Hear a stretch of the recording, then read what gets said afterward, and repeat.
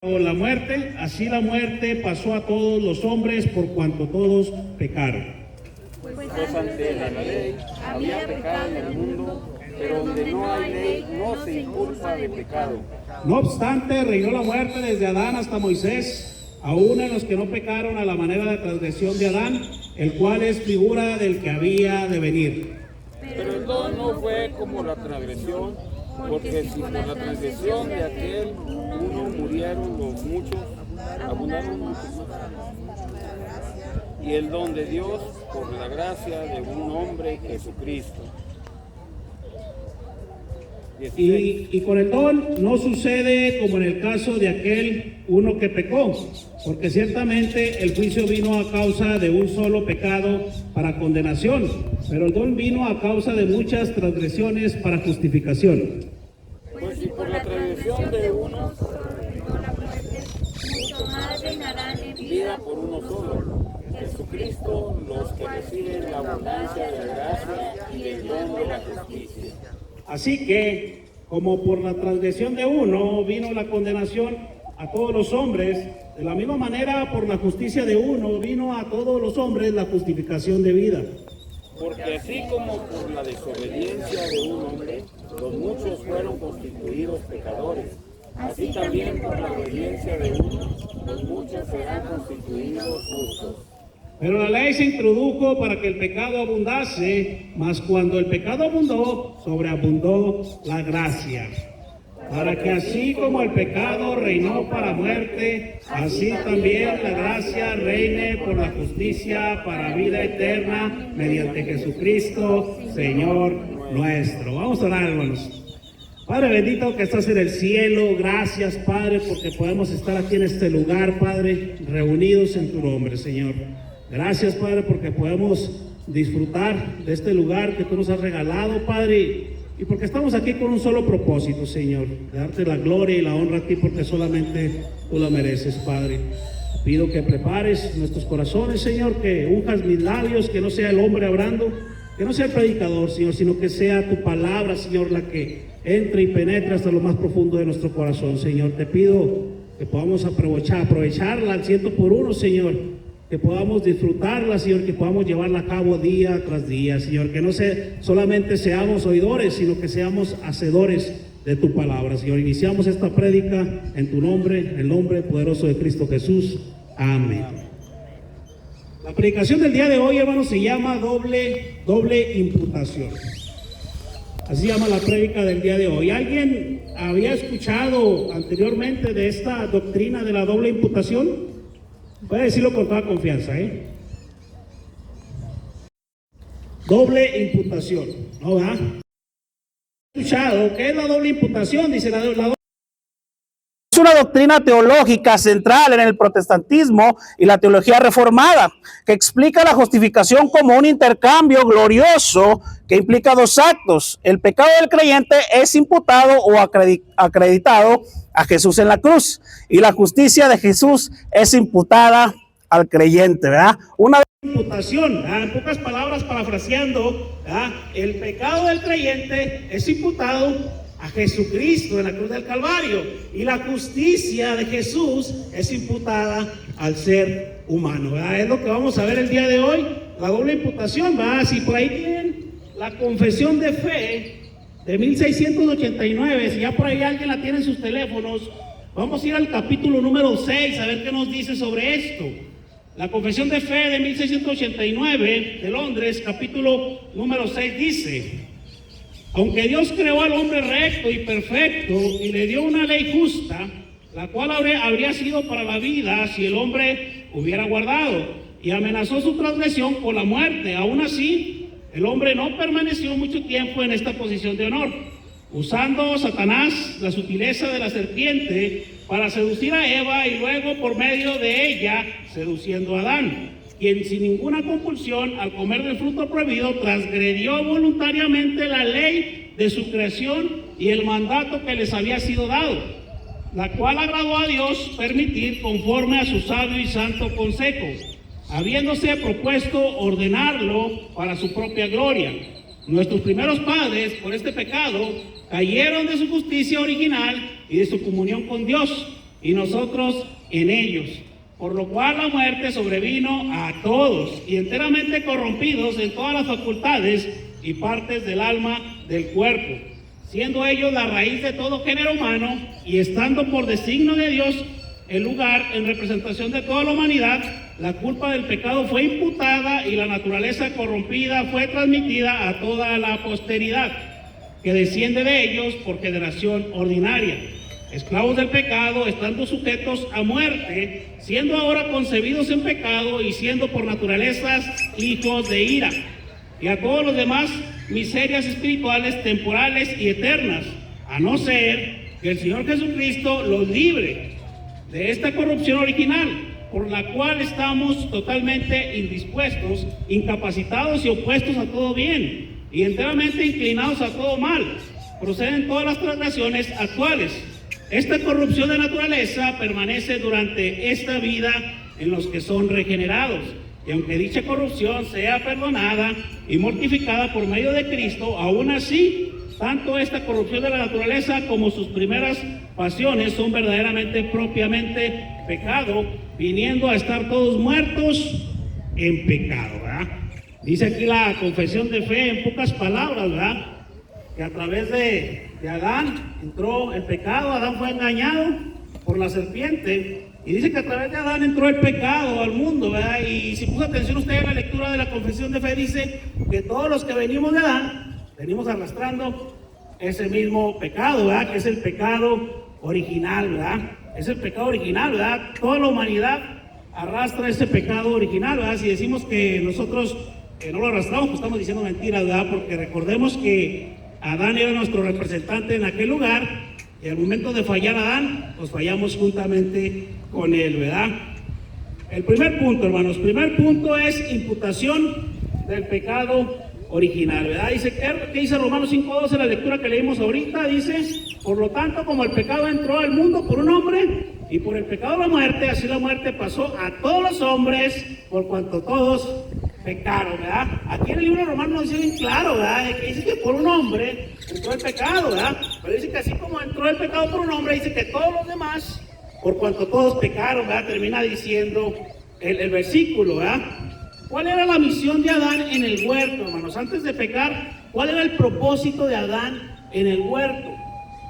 La misión principal de Adán en el huerto era cultivar ese huerto, era proteger, administrar ese huerto como representante de Dios en ese huerto, además de multiplicarse y de someter la tierra, ¿verdad? Adán estaba por encima de todo en ese huerto. Fue diseñado para ser el administrador de la creación de Dios, trabajando en equipo con Eva para llenar el mundo con la gloria de Dios, ¿verdad? Esa era la misión de Adán en ese huerto, ¿verdad? Pero luego, como luego dice, ¿verdad? Adán pecó y todo se derrumbó, ¿verdad? Todo cayó. Esa misión pasó a segundo término, ¿verdad? Dice Romanos 3:10, como está escrito, no hay justo ni aun uno. Salmo 53:1, dice el necio en su corazón, no hay Dios. Se han corrompido e hicieron abominable maldad, no hay quien haga el bien, ¿verdad? Dice Salmo 53, Romanos 8:46, y si pecaren contra ti, porque no hay hombre que no peque, y estuviera irado contra ellos, y los entregase delante del enemigo para que los cautive y lleve la tierra enemiga, sea lejos o cerca, ¿verdad? Dice ahí en Primera de Reyes, dice, si pecaren contra ti, y lo dice entre paréntesis, porque no hay hombre que no peque. Lo deja bien claro, ¿no? No hay hombre que no peque, ¿verdad? Y la palabra una y otra vez nos dice que somos pecadores. Con el simple hecho de ser descendientes de Adán, andamos arrastrando ese pecado original, ¿verdad? El primero de los Corintios 15:22, porque así como en Adán todos mueren, también en Cristo todos serán vivificados.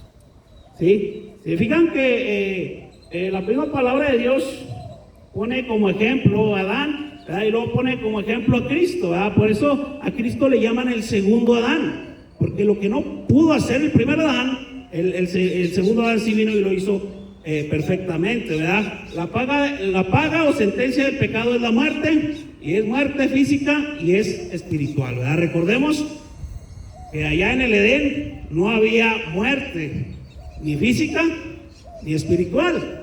¿Verdad? Después de que cae el ser humano, ¿verdad?, vinieron todas las maldiciones sobre el hombre. Pero recordemos que en el Edén se trabajaba, pero no había fatiga, no había enfermedades, no había cansancio, ¿verdad? No había todo este tipo de cosas. Mas sin embargo, no, incluso en ese lugar no se envejecía, ¿verdad? Incluso el envejecer es parte de la misma maldición, ¿verdad? La misma consecuencia del pecado. En ese lugar no se envejecía, ¿verdad? Mas sin embargo falla Adán y viene toda esta maldición, ¿verdad? Romanos 3:23 es muy claro, dice: por cuanto todos pecaron, están destituidos de la gloria de Dios, ¿verdad? Vemos que aquí no se salva absolutamente nadie, ¿verdad? Dice la palabra de Dios, tanto en el Antiguo Testamento como en el Nuevo, dice que todo el mundo es pecador, ¿verdad? Que todas las personas son pecadoras. Y vemos cómo de esta manera se universaliza el pecado, ¿verdad?, hacia todo el mundo, ¿verdad? Isaías 64:6 dice: si bien todos nosotros somos como suciedad y todas nuestras justicias son como trapo de inmundicia, y caímos todos nosotros como la hoja, y nuestras maldades nos llevaron como el viento. Dice que nuestras justicias son como trapos de inmundicia, ¿verdad? Algo que el Señor aborrece, ¿verdad? Génesis 6:5: y vio Jehová que la maldad de los hombres era mucha en la tierra, y que todo designio de los pensamientos del corazón de ellos era continuo solamente al mal, solamente a practicar el mal, ¿verdad? ¿Sabe por qué el Señor nos dio sus leyes, ¿verdad? Cuando se hace la ley, ¿verdad?, en el pueblo de Israel, ¿sabe cuál era el propósito de dar una ley para nosotros como seres humanos? Y de hecho hasta la actualidad seguimos teniendo leyes. ¿Saben cuál es el propósito de ello? ¿Alguien que quiera participar? Obedecerlas. Obedecerlas, dice el hermano Jesús, claro que sí. ¿Alguien más que quiera participar? Como seres humanos teníamos que tener leyes, porque lo vemos aquí a la luz de las Escrituras, ¿verdad?, que tendemos a hacer lo malo. Imagínense si no hubiera límites o no hubiera leyes, ¿qué hubiese sido del ser humano desde un principio? Obviamente hubiera sido siempre su tendencia a hacer la maldad, ¿no? Y de cierta manera las leyes frenan al humano a desbocarse en la maldad, de cierta manera. Por eso el Señor rápidamente se da cuenta que el hombre cae, que el ser humano cae, que está inhabilitado. Entonces dice: no, pues voy a poner leyes, ¿verdad? ¿Por qué? Porque si no les pongo una ley, ¿qué va a pasar con ellos? Tú como padre, como madre, tienes a tus hijos, ¿no? Y le pones leyes, ¿no? ¿Sabes qué, hijo? Aquí te quiero a tal hora.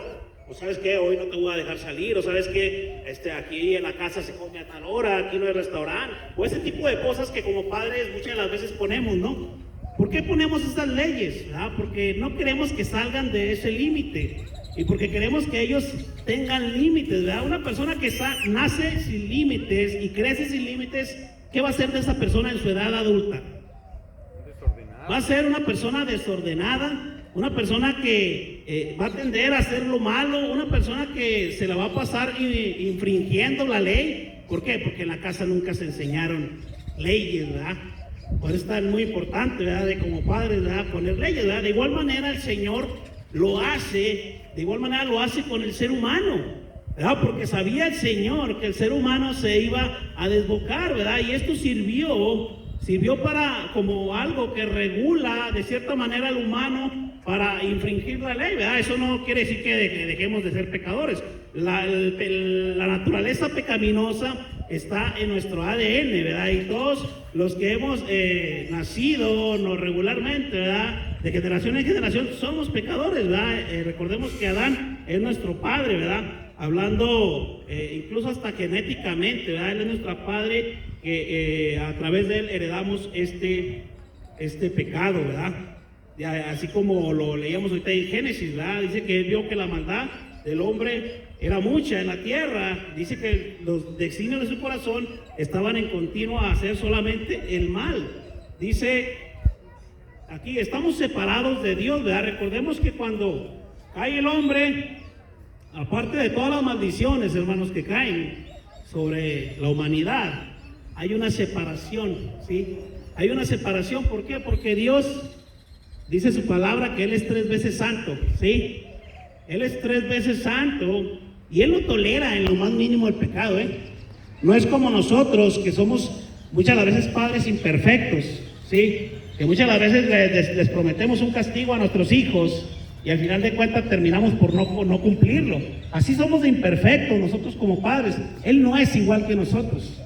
Él verdaderamente es justo, ¿verdad? De hecho, la justicia de Él es uno de sus atributos, ¿verdad? Entonces, como Él es santo, ¿verdad? De la misma manera, la santidad, tanto como la justicia, van de la mano, agarrados a través de Él, ¿verdad? No, Él no es pasalón como nosotros.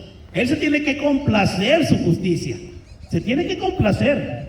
Tanto se tuvo que complacer que mandó a su único hijo a morir y a cargar el pecado de todos sus amados, ¿eh? A cargar, ¿verdad? Mucha gente hace hincapié, ¿verdad?, en lo que sufrió humanamente hablando. Mucha gente hace hincapié en que lo latiguearon y que cargó la cruz y que hace hincapié en el sufrimiento humano. Pero verdaderamente lo que le pudo al Señor cargar fue todo el pecado de la humanidad, porque verdaderamente era algo que Él aborrecía. Por eso fue lo que le pudo, ¿verdad?, cargar el pecado de la humanidad. Entonces, como el Señor es santo y el Señor es justo, Él no va a dar, Él no va a ser pasalón, ¿verdad? Él no va a dejar pasar las cosas así nada más, ¿verdad? Punto número 2, la imputación del pecado hacia Cristo. Aquí vemos cómo el punto número 1, cómo somos pecadores, ¿verdad? Y vemos el estado natural del ser humano, cómo es que llegó, ¿verdad? Cuáles fueron las consecuencias, ¿verdad? Pero aquí en el punto número 2 nos da la imputación de pecado a Cristo, ¿verdad? ¿Cómo es que se transfiere toda esa maldad tuya y mía? ¿Cómo se transfiere directamente a Cristo? Y esto es algo hermoso, ¿verdad? Porque el Señor cargó, ¿verdad? Y no nada más cargó, sino que pagó esa deuda que teníamos tú y yo. Romanos 5:17, si por la transgresión de uno solo reinó la muerte, mucho más reinará la vida solo por uno, Jesucristo. Los que reciban la abundancia de la gracia y el don de la justicia, ¿verdad? Dios atribuye legalmente la culpa y la pena de los pecados humanos a Jesús en la cruz. Aunque Él era sin pecado, sin mancha, Él actuó como representante y sustituto, cargando con la iniquidad para satisfacer la justicia divina y ofrecer salvación. ¿Se fijan cómo Adán era nuestro representante en el huerto del Edén? ¿Y se fijan cómo él falló y cayó? ¿Y se fijan cómo el Señor en la cruz del Calvario es representante de todos nosotros? Y cómo Él sí lo hizo absolutamente todo perfecto. Él no falló. Vemos que el primer Adán cayó y vemos que el segundo Adán, ese no falló. El segundo Adán, Jesucristo, cumplió perfectamente donde el primer Adán falló. A diferencia de Adán, quien desobedeció trayendo pecado y muerte, Jesús obedeció totalmente a su Padre, trayendo vida y justificación. Como último Adán, Jesús restauró la relación entre Dios y la humanidad mediante su vida sin pecado y con un sacrificio voluntario. Es algo hermoso, hermanos, cómo el Señor vino, cómo nos rescató, ¿verdad?, a todos los que hemos venido a Él en arrepentimiento y fe, y cómo nos restauró esa relación con Dios. Recordemos, ¿verdad?, en el Antiguo Testamento, cuando todavía no venía Cristo, cuando todavía no se había hecho este sacrificio hermoso, recordemos que era todo el procedimiento para poder entrar al tabernáculo. ¿Sí se acuerda? Toda la preparación que se tenía que hacer el sacerdote, cómo tenía que ir verdaderamente prepararse en santidad para poder entrar. ¿Qué era lo que pasaba en aquel lugar si el sacerdote no iba limpio? Dice que los vestidos del sacerdote traían unas campanitas y que cuando él entraba amarrado con un lazo, ¿verdad? Y mientras que él estaba haciendo el sacrificio en aquel lugar, se escuchaban las campanas de un lado a otro, ¿verdad? Y muchas de las veces dicen que por X o por Y no se dejaba, ya no escuchaba nada. Dicen, ya no se escuchó nada. Y dicen que ya esperaban, ¿verdad? Y ya nada más jalaban al cuerpo, y eso era señal de que se había presentado con mancha. Se había presentado impuro, ¿verdad? Y más sin embargo vino Cristo y dice que Él rasgó el velo, ¿verdad? Rasgó esa barrera que había entre el ser humano y el hombre. Gloria al Señor por su Hijo, ¿verdad? Segunda de los Corintios 5:21. Al que no conoció pecado, por nosotros lo hizo pecado, para que nosotros fuésemos hechos justicia de Dios en él. Al que no conoció pecado, por amor a ti, por amor a mí, se hizo pecado. Isaías 53:3. Despreciado y desechado entre los hombres, varón de dolores, experimentado en quebranto, y como que escondimos de él el rostro, fue menospreciado y no lo estimamos. Ciertamente y él llevó nuestras enfermedades y sufrió nuestros dolores, y nosotros le tuvimos por azotado, por herido de Dios y abatido, mas él herido fue por nuestras rebeliones, molido por nuestros pecados. El castigo de nuestra paz fue sobre él, y por su llaga fuimos nosotros curados. Todos nosotros nos descarriamos como ovejas, cada cual se apartó de su camino, mas Jehová cargó en él el pecado de todos nosotros. Angustiado él y afligido, no abrió su boca. Como cordero fue llevado al matadero, y como oveja delante de sus trasquiladores enmudeció y no abrió su boca, ¿verdad? Muchas personas utilizan este versículo, ¿verdad? Casi por lo regular cuando tienen una enfermedad física, ¿sí? Y muchas veces dicen, ¿verdad? Dicen, no, como dice el versículo de Isaías, ¿verdad? Dice que por sus llagas fuimos curados. Pero si vemos el contexto de lo que está diciendo aquí, Isaías está diciendo algo plenamente espiritual. No está diciendo algo que sea físico ni de salud. Está diciendo algo espiritual. Dice que gracias a Jesucristo nosotros fuimos curados de la enfermedad que teníamos. ¿Y cuál era la enfermedad que teníamos? Era el pecado. Era el pecado. Nosotros no éramos aceptos hacia Dios. Nosotros no teníamos entrada. No podíamos llegar a Él porque estábamos llenos de pecado. Y mucha gente, ¿verdad?, lo asocia y malinterpreta este versículo diciendo, no, como dice Isaías 53, ¿verdad?, por sus llagas hemos sido curados. Pero todo el contexto de esto, si te fijas, habla de cómo Él no enmudece, cómo va a la cruz como cordero, cómo Él es manso y humilde. Habla del sacrificio que se hizo por ese pecado, y que gracias a ese sacrificio hermoso, hoy podemos entrar, ¿verdad?, plenamente a la presencia del Señor. A eso se refiere. No se refiere a que el Señor nos va a curar de una enfermedad, ¿verdad? Obviamente, si está en su voluntad, ¿verdad?, yo sí creo que tiene el poder para curar cualquier enfermedad. Pero Él sí está meramente en su voluntad, porque muchas de las veces lo atamos o lo decretamos y decimos, no, como dice Isaías, y el Señor me tiene que cumplir porque Isaías así lo dice. No lo dice físicamente, lo dice espiritualmente. Hemos sido curados de esa enfermedad que se llama pecado. Punto número 3, hermanos, la imputación de la justicia a Cristo de los hombres. ¿Cómo es que se imputa esa justicia hermosa de Cristo hacia la humanidad? Romanos 5:17, pues si por la transgresión de uno solo reinó la muerte, mucho más reinará la vida por uno solo, Jesucristo. Los que y del don de la justicia. Así que como por la transgresión de uno vino la condenación a todos los hombres, de la misma manera por la justicia de uno vino a todos los hombres la justicia de vida. Porque así como por la desobediencia de un hombre los muchos fueron constituidos pecadores, así también por la obediencia de uno los muchos serán constituidos justos, ¿verdad? Como el Señor es que nos justifica. Juan 1:29, el Cordero de Dios. El siguiente día vio Juan a Jesús que venía a él y dijo, he aquí el Cordero de Dios que quita el pecado del mundo. El Cordero de Dios es el que quita el pecado del mundo. ¿Y quién es el Cordero de Dios? Cristo Jesús. Yo he escuchado terrenalmente hablando que hay supuestamente personas capacitadas para perdonar pecados. Supuestamente, ¿verdad? Digo supuestamente, porque la luz de la Escritura es una mentira. Romanos dice, la Biblia completa dice que somos pecadores y que nuestro castigo es la muerte, y que lo justo sería es que obtuviéramos la muerte eterna, que tuviéramos el infierno. Eso es lo justo. Eso es lo que dice la palabra del Señor. Toda humanidad que desciende de Adán es pecadora y merece la muerte, ¿verdad? Aquí en este hermoso versículo en Juan 1:29 dice que el Cordero de Dios es el que quita el pecado del mundo, es el que borra, es el que reconcilia, el que limpia, el que purifica. Cuando tú vienes a Cristo, Él te purifica, Él te limpia, Él te cambia. Hay muchos caminos que dicen que van al cielo según la humanidad, y no, la palabra de Dios dice que el Cordero de Dios es el que quita el pecado del mundo. Yo soy el camino, yo soy la verdad, yo soy la vida, nadie viene al Padre si no es por mí, dice Cristo Jesús. Sin embargo, la humanidad se ha inventado infinidad de caminos. Según los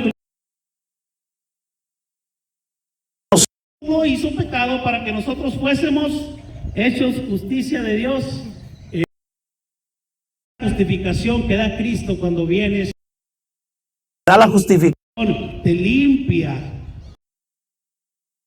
con el Padre. Cuando ve el Padre, cuando te ve a ti, sabes tú plenamente que no te está viendo a ti. ¿Sabes a quién está viendo? Está viendo a su Hijo Jesucristo. Viendo a su Hijo Jesucristo. Por eso nos puede ver con amor, porque no ve el reflejo de Abraham, no ve Juan, no ve el reflejo del hermano Miguel, no ve el reflejo de nadie, ve el reflejo de su Hijo Jesucristo. Por eso somos aceptos ante Él, porque el que nos justificó es Cristo Jesús, no somos nosotros mismos. Muchas veces podemos decir, ¿verdad? Yo hago muchas obras buenas, ¿verdad? Y muchas veces yo... Hay gente que dice, no, ya voy a hacer mi obra buena del día para ganarme el cielo. Nuestras propias obras, hermanos, créanme lo que estaríamos ya sentenciados, no habría oportunidad en lo más mínimo, porque vemos que dice que nuestras mejores obras justas o nuestras justicias dicen que son como trapos de ¿qué? De inmundicia. No podemos ni tenemos la capacidad de hacer nada bueno. Por eso el Señor tuvo que poner las leyes, como les compartí hace rato. Por eso le ponemos leyes a nuestros hijos, porque si no crecen con leyes, crecen sin límites, y al último hacen lo que ellos quieren. Por eso el Señor nos puso leyes, porque si no hubiésemos hecho lo que nosotros hubiéramos querido, ¿y qué hubiese sido? Pues lo malo, porque nos inclinamos siempre a lo malo, eso hubiéramos hecho. Gloria al Señor, ¿verdad? Porque murió, ¿verdad? Murió por sus amados, ¿verdad? Ahora yo les hago esta pregunta. ¿Verdaderamente Cristo murió por toda la humanidad? Porque hay doctrinas, ¿verdad?, que comparten esto, que murió por toda la humanidad. Y yo les digo, ¿verdad?, a la luz de las Escrituras, ¿verdaderamente murió por toda la humanidad?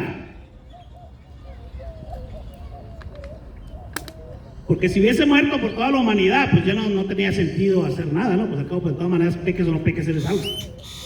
Busques o no busques al Señor, pues eres salvo, no tendría sentido. El Señor no murió por toda la humanidad. No murió por toda la humanidad. Romanos 3:22. La justicia de Dios por medio de la fe en Jesucristo para todos los hombres que creen en Él, porque no Es que creen en Él. Dice la justicia de Dios por medio de Jesucristo es para todos los hombres que creen en Él. No es para todos en general. que aman su venida, ¿verdad? Dice el apóstol Pablo, Hebreos 9:28. Así también Cristo fue ofrecido una sola vez para llevar los pecados de muchos. Se fija que dice de muchos, no de todos. Dice para llevar los pecados de muchos. No dice de todas las personas, de toda la humanidad, no. Dice para llevar los pecados de muchos y aparecerá por segunda vez sin relación con el pecado para salvar a los que en Él esperan. Para salvar a los que en Él, ahora somos contados los que estamos aquí en este lugar. Y dice que va a salvar para los que en Él. Verdaderamente todo el mundo está esperando la venida de Jesucristo. Vemos, ¿verdad?, que las personas, ¿verdad?, se la pasan, ¿verdad?, como si no pasara absolutamente nada, ¿verdad?, y se les comparte de Cristo, incluso lo toman como que estamos un poco loquitos, ¿no? Incluso yo estoy seguro, ¿verdad?, muchas de las personas que han pasado por este lugar, que nos han visto aquí reunidos, ¿verdad?, han de decir fanáticos, han de decir locos. Mira, gente sin que hacer, ¿verdad? Pues ¿qué están haciendo ahí todos? No tienen nada que hacer, ¿verdad? Vayas a limpiar su casa. Ya me imagino, ¿verdad?, los comentarios. Mira esa gente fanática, mira esa gente y crítica, ¿verdad? Mira la gente santurrona. una persona, un conocido me decía, ¿verdad? Entonces tú eres de los arrepentidos. Digo, sí, vine a Cristo en arrepentimiento y fe. Me arrepentí de mi mala manera de vivir y Él me limpió. Somos de los arrepentidos, ¿verdad? Pero así es como piensa la humanidad. No todos esperan la venida de Cristo. No todos aman su venida. No todos están, ¿verdad?, buscando su rostro. No todos están buscando agradarle. Solamente aquellos que buscan su rostro, aquellos que son sacrificios vivos, aquellos que cargan su cruz día con día, son los que verdaderamente aman su venida y desean verle cara a cara. Cristo no murió por toda la humanidad. Cristo murió por amor a sus escogidos, ¿verdad? Dice el apóstol Pablo, dice, todo esto lo soporto por amor a los escogidos. Todo esto lo soporto, ¿verdad? Soporto golpizas, soporto que me maltraten, soporto estar esclavizado, estar encarcelado, soporto el frío, el hambre, soporto estar naufragando, soporto absolutamente todo, dice, y lo soporto por amor a los escogidos, ¿verdad? El mismo apóstol Pablo deja claro que la salvación no es para todos. Muchos son los llamados, pocos son los escogidos. Estaban con nosotros, salieron de nosotros, pero no eran de nosotros. Gloria al Señor, ¿verdad?, por mis hermanitos que permanecen luchando día con día, buscando agradar al Señor. Romanos 5:1, justificados pues por la fe, tenemos paz para con Dios por medio de nuestro Señor Jesucristo. ¿Cómo es que el hombre se justifica ante Dios? ¿Cómo es que el hombre se justifica ante Dios? Dice, justificados pues por la fe. ¿Por la fe en quién? En Cristo Jesús. Justificados pues por la fe. Y lo dice aquí, termina diciendo, ¿verdad? Por medio de nuestro Señor Jesucristo, ¿verdad? Tenemos paz para con Dios por medio de nuestro Señor Jesucristo. ¿Se fijan cómo el atributo de la justicia del Señor? ¿Se fijan cómo es algo que es verdaderamente real? Es algo que es verdadero, porque el Señor lo demostró, ¿verdad?, que Él es justo.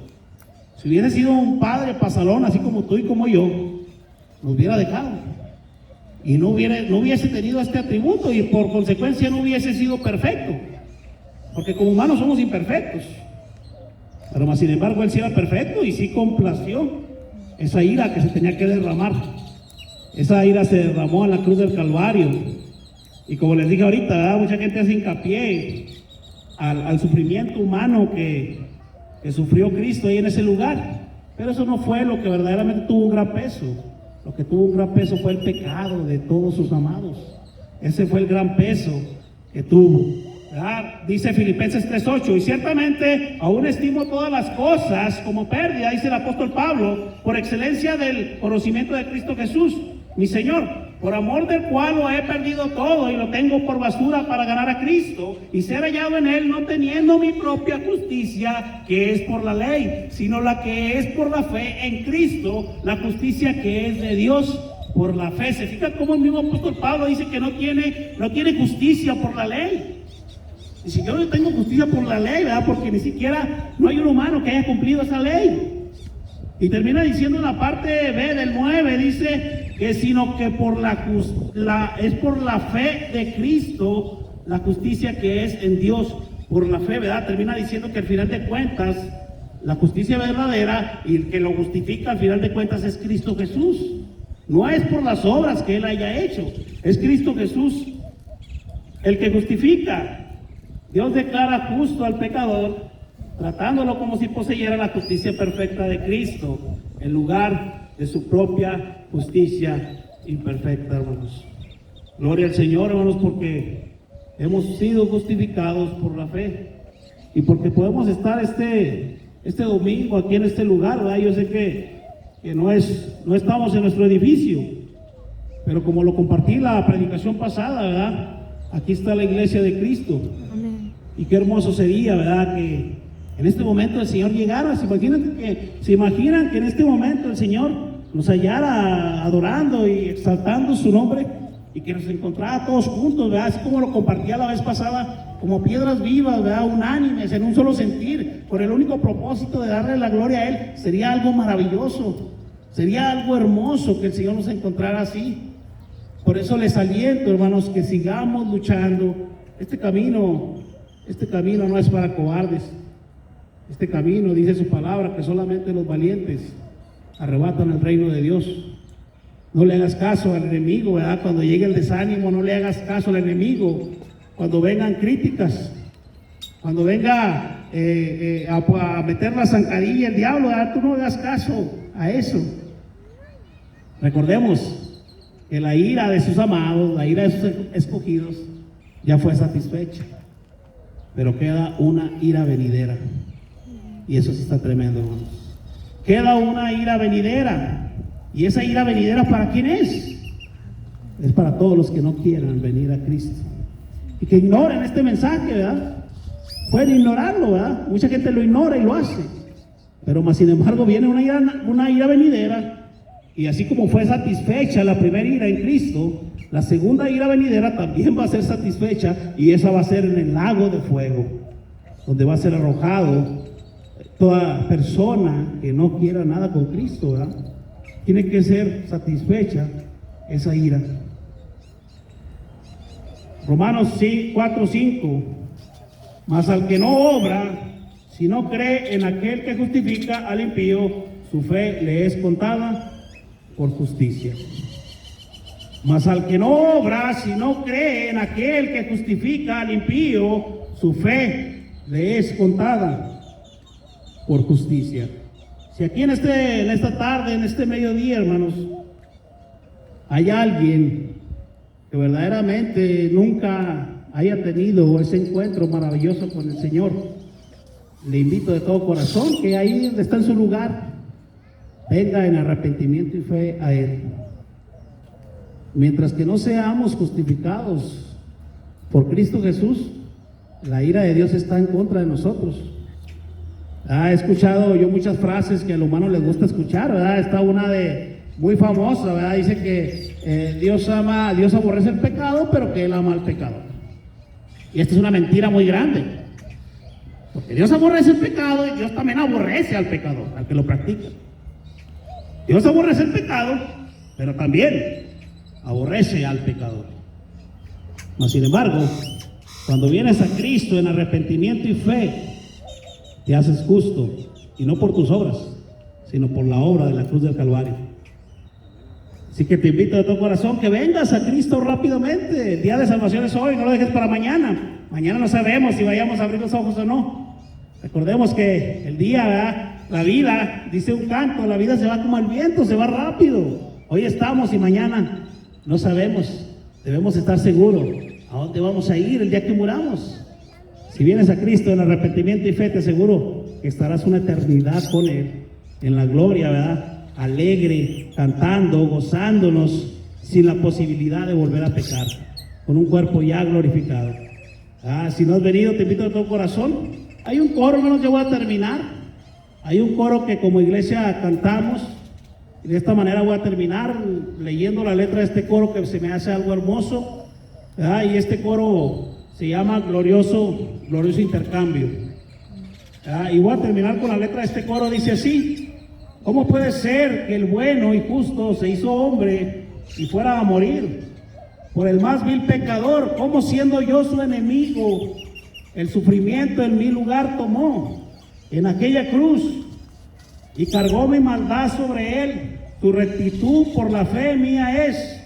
Y dice el coro: aleluya, glorioso intercambio, oh con gran misterio, que por gracia salvo soy. Aleluya, gloria sea a Cristo por su sacrificio, declarado justo soy en Él. ¿Cómo es posible que en Jesús, como a su Hijo, en Él me recibió, y su nombre llevo hoy?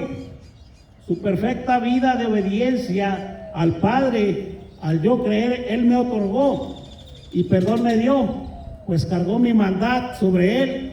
Su rectitud por la fe mía es. Qué hermoso es esto. Bueno, vamos a orar y de esta manera vamos a terminar. Padre bendito, gracias, Padre, por ese intercambio tan hermoso, Padre.